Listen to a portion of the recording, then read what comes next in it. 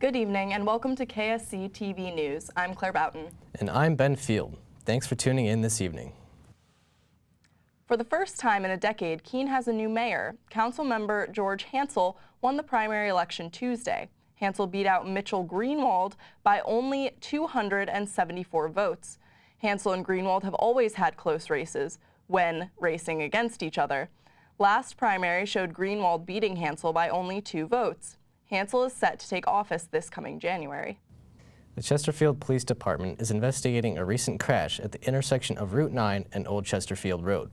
The Keene Center reports that cars driven by Taylor Coolidge and Kristen Kreberg collided with each other around 3:30 Wednesday afternoon. Neither of the drivers received life-threatening injuries, but Kreberg was taken to a nearby hospital. Police Chief Dwayne Chickering says that both cars were totaled and his department is trying to reduce the rate of crashes on Route 9. People of Keene are striking to spread awareness of climate change. KSC students and Keene locals gathered in front of the LP Young Student Center on the KSC campus. There were a handful of speakers who encouraged the audience to take a stand against global warming. There was also a large amount of support shown for the newly proposed legislation, the Green New Deal. Many businesses showed support by shutting down for the day and encouraging employees to strike.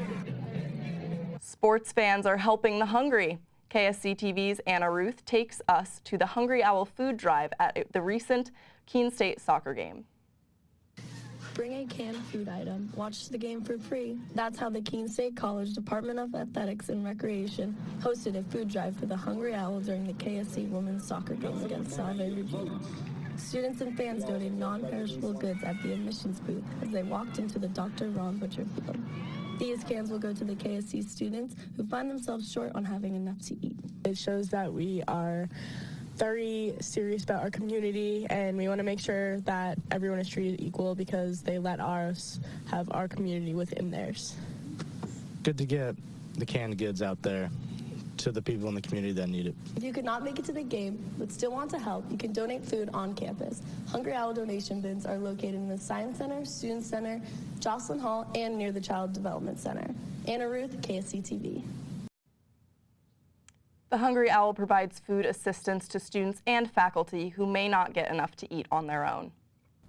The film To Kill a Mockingbird was used to discuss civic engagement at Keene State College. On September 17th, the film To Kill a Mockingbird was shown in the Night Owl Cafe to students, faculty, and residents of Keene. Following the movie, there was a panel discussion that talked about how the film is still relevant today. The panel consisted of public defenders, professors, and political scientists who all agreed that the film has retained much of its significance. The audience was also able to participate, which led to the panelists leaving with some questions of their own. Sophomore Dan Humer says the film addresses more issues than the panelists discussed. The movie talks about human nature and bigotry at large, not just racism. You don't know people until you get in their shoes and walk around in it, and that's what's really important, is to have that conversation of the other side with each other to get to know one another. This film screening was part of the Constitution Day celebration across the country, and similar events will be held in years to come. If you ever wanted to learn about Irish dance, now you have a chance in Concord. KSC TV's Daniel Saletti went to find out for himself with the In the Field Irish Dancers. The In the Field Irish Dancers are reopening their doors for a 5th year. They are a friends group that emphasizes teaching the steps, but also entertaining and exercise. You don't have to be Irish to do it. We've got a little bit of everything in this class. It's great fun, it's good discipline, it's a wonderful workout, and it's more fun. Ages range from 6 to 60, and students come from all over. The classes are divided up into 3 different types of Irish dance. The 3 styles being step, set, and Cayley. While signing up, students new and old are finding enjoyment in joining the group.